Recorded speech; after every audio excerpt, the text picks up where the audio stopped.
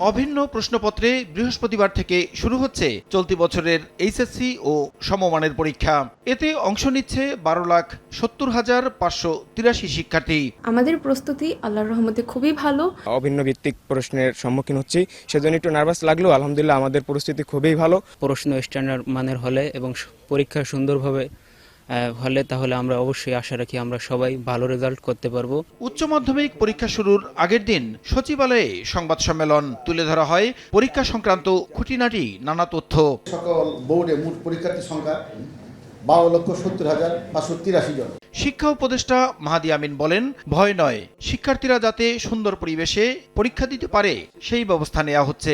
Police, প্রশাসন এবং পরীক্ষার সাথে সম্পৃক্ত যারা রয়েছেন তাদের প্রত্যেকের প্রতি আমাদের সরকার কাছ থেকে নির্দেশনা থাকবে যেন সুন্দর, স্বতঃস্ফূর্ত এবং আন্তরিকতাপূর্ণ একটা পরিবেশ নিশ্চিত করা হয়।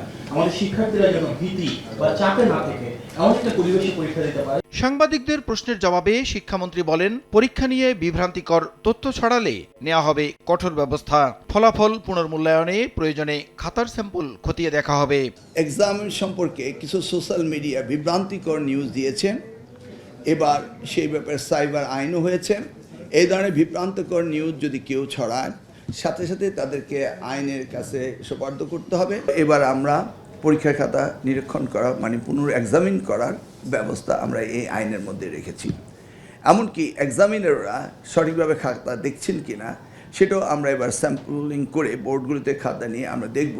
প্রশ্নপত্র ফাঁসসহ যে কোনো অপ্রীতিকর ঘটনা এড়াতে কেন্দ্রীয় মনিটরিং এর আওতায় থাকবে সব কেন্দ্র, জানানো হয় ব্রিফিংয়ে। নিরাপত্তার জন্য যারা থাকছেন তাদের কাছে বডি ক্যামেরা থাকবেন।